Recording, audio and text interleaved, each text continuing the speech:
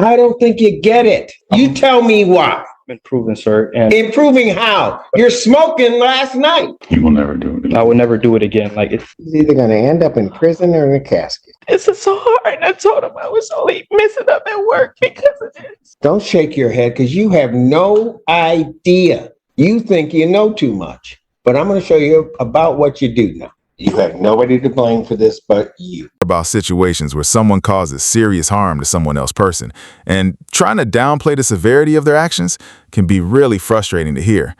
The fact that the judge is addressing it so directly shows how seriously the legal system is taking these kinds of offenses.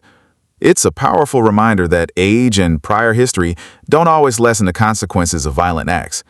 People definitely going to have strong opinions about how long he should serve, considering the seriousness of the allegations.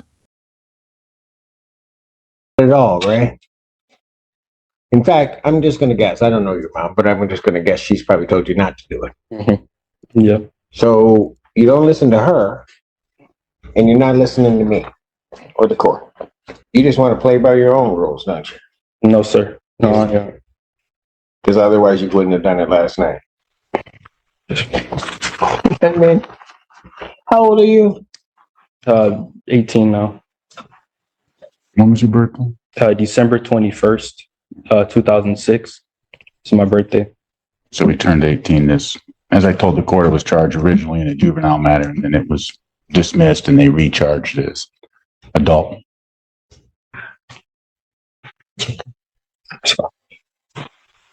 You understand, young man, that you are facing a life offense. Yes, sir. Yes, Your Honor. You understand that? Yes, Your Honor.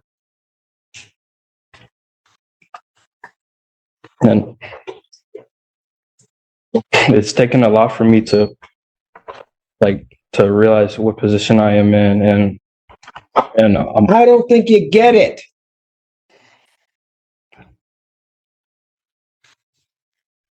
You found yourself in a position where maximum penalty is life or any term of years.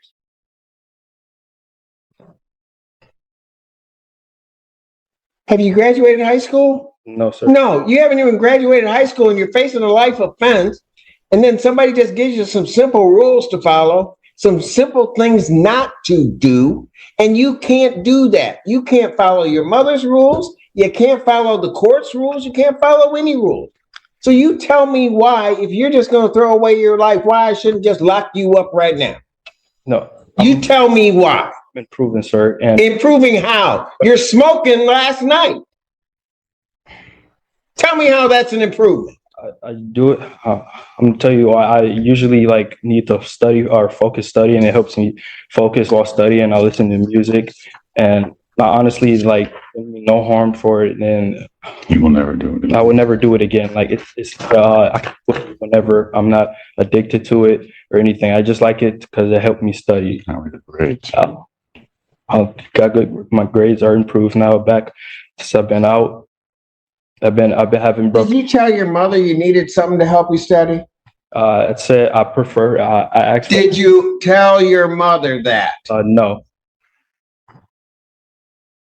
No, sir. Because you're just so grown, you took it on your own. Sorry. I was trying to do things on my own, and clearly I messed up, and this just shows that I need my mother to supervise me and to. You're not listening to her. I don't, and I'll be honest with you, I went through the bond form, Mr. McGoes. I don't understand how he has a PR bond. I don't. So the family would not be able to make a high cash bond or a significant money bond. He came to the court with no prior history of any misconduct. He is high school senior, on track to graduate. I explained to the magistrate how the family has all come together to take care of this, help assist this young man through this time. He's on a tether, on house arrest. All he is able to do is go to school and church. And I believe those are the two places that he's gone to. Yeah, those are two places that I've only been. He is not a risk of committing any offenses. He's not a risk of Yes, he is. any. Because he did it already. It's possible, and not to excuse anything here, Judge, but it's possible that I didn't explain the conditions sufficiently to this young man. How's that feel with your sword in your chest? I don't think I understand the court. I don't mind attorneys falling on the sword for their client, Thank but you. this young man is not listening. Based on the situation you described, it sounds like the violence is very serious, especially with his girlfriend needing medical care. The fact that he seems unconcerned and even smoked drugs before court might make it harder for him to get leniency. Whether he deserves life depends on a lot of legal factors, including the severity of the assault and the laws in that area. But it's tough to see any redemption at this point, especially with his dismissive attitude. The court will likely consider the seriousness of his actions and the lack of remorse he's shown. He is not, he is just going to decide to do things his way. And I think his problem is he's running to the wrong judge to try to do stuff his own way. Understood, Judge. I would suggest that perhaps if he were to test regularly and prove to Your Honor that he does respect the court, does understand what he needs to do. You know, Mr. Margolis, I don't mean to interrupt you. No worries. It's almost not so much about respecting the court, although I do require that. But you know, I'm sitting up there watching on the Zoom screen and I see his mom just standing beside her child. And it's the fact that you don't respect her that is really irritating me.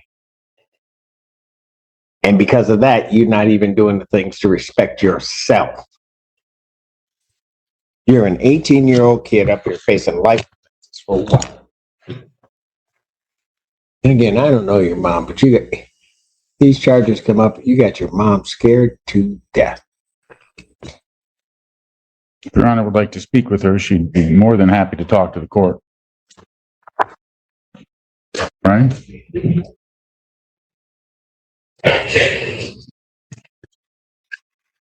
I'll tell you what, I'll hear from mom on my examination. Your Honor, and I probably mentioned this already, but he's in his last semester. My concern is that if he's detained for long. Oh, I know. Yeah, I know Your Honor knows. I know. I just wanted to put that out there.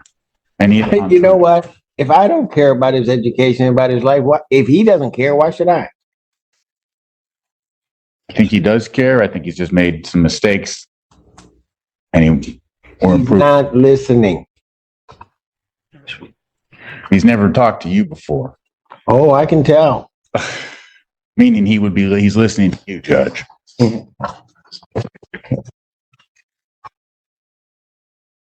Mom, is there anything you want to say? I know this is not. Excuse me one moment. Oh, yes. Please. Let me see where he wants her to speak. Step back there, of course. Put him over there with you, Alan, and then mom can come up so I can hear her. State your name. Nicole Barrow. All right. What do you want? What do you want to tell me? I know most moms will say that they have like a good kid and they give you this long spiel and then they do something bad and they're like, oh no, you should believe it. But when I tell you, like, I'm in shock, utter shock. He was really a good kid and still is. I did not know. I knew he had a vape, but it wasn't marijuana. And I did tell him it was bad for his lungs. Prior to that, he was my only child that I knew for sure was going somewhere. He's never smoked, never been in any trouble. Him and his brother had started a business where they were selling hoodies in school. He would even be the one, helping me around the house. He's got a brother 16 months apart from him. I moved up to Ann Arbor 8 years ago so that he could go to a baccalaureate school because my two oldest children went to Cass Tech. His older brother went to Eastern and somebody laced his weed and sent him on a trip. By the grace of God, he came back. He's got a degree now. He's going to U of M this fall for software engineering. He even got a STEM scholarship. So that was the example that I was showing my younger children. Don't smoke weed. Don't hang out with these kids. Started hanging with some new kids that were older than him in college. And then I think turning 18, he thought he could, you know, Just be thought he was grown. rebellious and grown. Yeah. Yeah. And not knowing. I just asked that the court show mercy. And I know this isn't something light or to be taken lightly, the charges that he's facing. We don't consider it lightly. We come from a good background. Our family, civil rights activists. I don't know if you ever heard of Willie Barrow, my aunt. Yes. Joe Lewis, my great uncle. I'm doing well at Blue Cross. I'm making a name for myself with the CEO. I'm back in school. Ma'am, So he comes let from a me good stop family. you. I'm sorry. I do not doubt that at all. Yeah. So this is hard. I do not doubt that you as a mom have tried to do everything within your power to give him the tools and everything else so he could succeed. That's a really heartbreaking situation. It's understandable to feel a lot of sympathy for the mother who's caught in such a painful position. While it's natural to look for causes, it's tricky to assign blame solely to the mother. Children make their own choices, and even with the best upbringing, they can still go down the wrong path. The focus now is on him facing the consequences of his actions and hopefully getting the wake-up call he needs. That is not a doubt. Like I said, I don't know you, but when I saw you on the screen, it wouldn't be easy for you, but if you just walked away from your kid that might have done wrong, I don't know that anybody would blame you necessarily.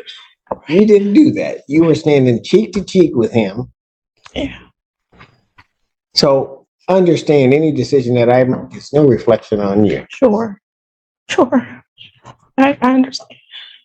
But what I also understand is I've been doing this long enough to realize if he keeps getting away with this stuff, he's either going to end up in prison or in a casket. Don't shake your head because you have no idea.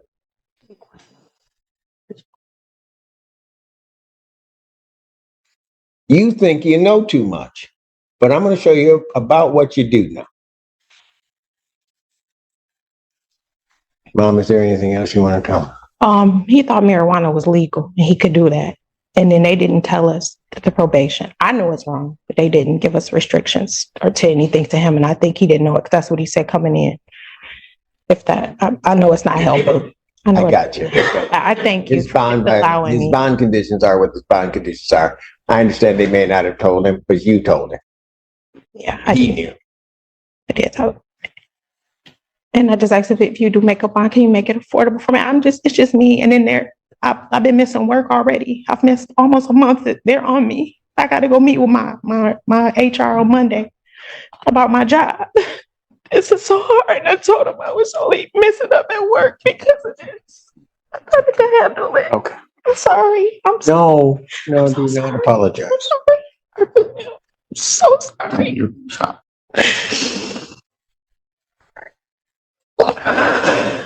What time's your appointment on Monday? In the morning when I go to work at 8 a.m. I work in Medicare Advantage down at the Blue Cross. It'll be 2 years in May. What time do you get out of work? 4:30. You're right. All right. Okay.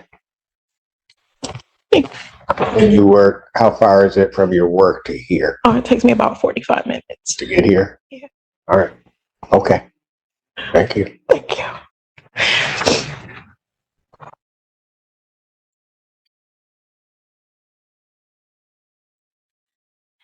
Your Honor, the people's original request was for $25,000. That was before people were aware of the new violation with the marijuana. This time, people will be requesting refunded for the violation. I know the court indicated I've gone through the bond request form. I know my colleague did a fantastic job outlining all the facts.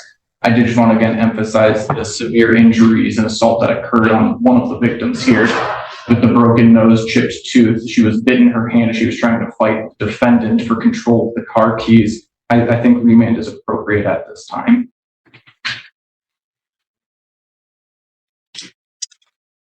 Margot. I have nothing additional to add, Judge. This isn't the time to talk about the facts. We do have compelling defense to this case, but I'm not going to get into them now. This is a first offense, first charge of the lifetime for this young man. The family does not have money to pay a high bond. I would, if Your Honor was going to change the bond, I would suggest something in the range of 10 to 25,000, 10% if possible. But if I make it higher than that, then family doesn't have it, and then he doesn't graduate. Correct. And everything's a mess. Correct. It sounds like you're really frustrated with the emotional displays in the courtroom. You feel that the focus should be on the victim's suffering and that the defendant's actions, like showing up high, indicate the lack of seriousness. You're questioning whether the emotional pills should influence the outcome, emphasizing that actions have consequences. Hey, man, anything you want to say? Hold me. I just want to say that I do learn from my mistakes. I'm getting closer to God. I know I do look at my mistakes, and I know it impacts my family, and I know it impacts my mother, and it really breaks my heart. I've been improving. I've been improving in school, my business. I'm helping opening up a business today, actually, for pregnant women, for a pregnancy pillow. I'm trying to do the right thing, and I won't smoke again. That's no problem for me to not smoke again. I won't, other than that, I've been following my probation rules. I've been texting my probation officer. I have not committed any other violations. I've been going to school on time, and I really apologize to the court. I'm sorry. I apologize to you. And that's it.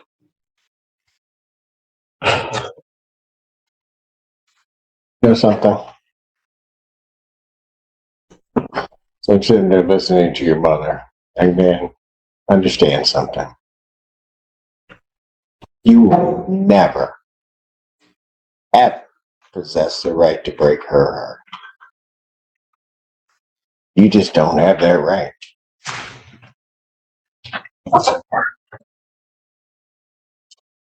Normally, an easy thing for me to do is to accede to the people's request. If I accede to the people's request, you're not out. You don't graduate. Everything becomes a whole mess.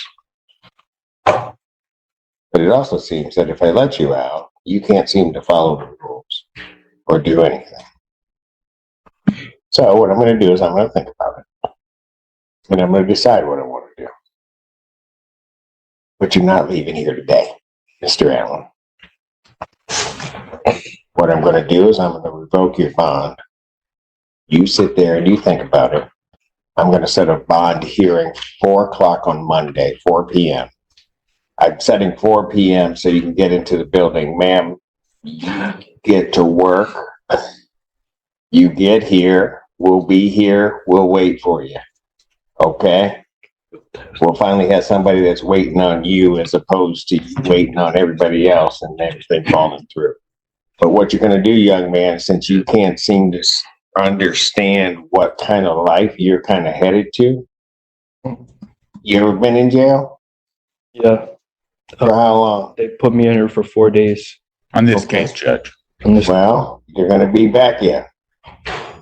And then when come Monday, you might just stay in.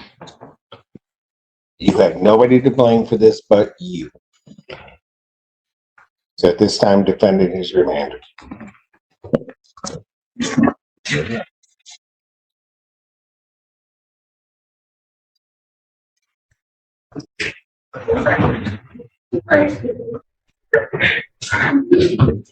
We'll see you on Monday. Yeah, that sounds like a pretty intense situation. It's tough to see someone not taking the gravity of their actions seriously. Judge Simpson sounds like he handled it with a firm approach, focusing on the facts to make sure the consequences were clear.